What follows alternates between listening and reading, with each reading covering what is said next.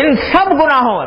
ہر سب طرح کے گناہوں کا حل یہ ہے کہ آدمی استغفار اور توبہ کی کثرت کرے، چلتے پھرتے اٹھتے بیٹھتے اللہ تعالیٰ سے استغفار کرے،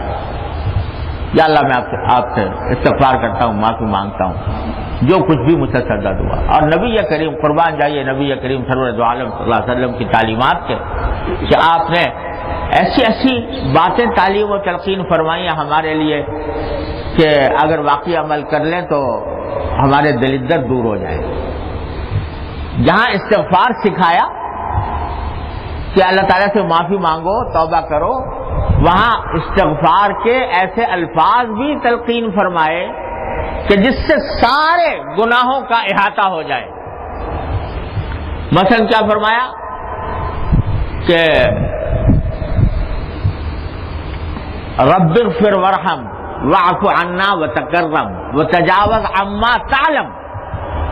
انک تعلم ما لا نعلم انک انت الاعز الاکرم۔ یہ وہ دعا ہے عام طور سے جب صحیح کرتے ہیں عمرے میں یا حج میں صفا مروہ کے درمیان، تو ایک جگہ ایسی آتی ہے جہاں 2 ستون لگے ہوئے ہیں جس میں دوڑ ذرا نسبتاً دوڑ کر ان کو طے کیا جاتا ہے، تو اس وقت میں نبی کریم صلی اللہ علیہ وسلم سے منقول ہے کہ آپ یہ دعا کیا کرتے تھے، کیا؟ رب اغفر وارحم، اے اللہ میری مغفرت فرمائیے، مجھ پر رحم فرمائیے، اور واعف عنا وتکرم، اور ہمیں معاف فرما دیجئے، اپنا کرم ہم پر فرما دیجئے، وتجاوز عما تعلم، اور اے اللہ ان گناہوں سے درگزر فرمائیے، یعنی معاف فرما دیجئے ان گناہوں کو جو آپ کے علم میں ہیں، میرے گناہ جو آپ کے علم میں ہیں، فإنک تعلم ما لا نعلم، کیونکہ آپ وہ چیزیں جانتے ہیں جو ہم نہیں جانتے۔ تو یہ تلقین فرمائی کہ جب استغفار کرو تو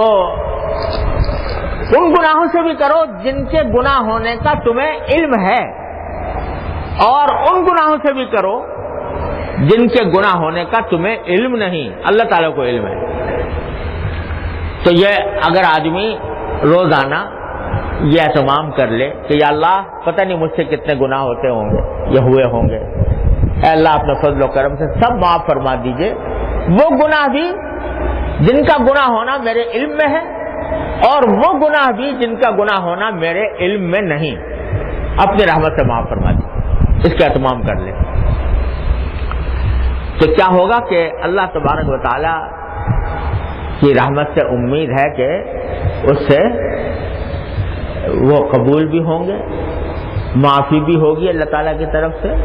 اور پھر آئندہ بچنے کی انشاءاللہ توفیق بھی ہوگی۔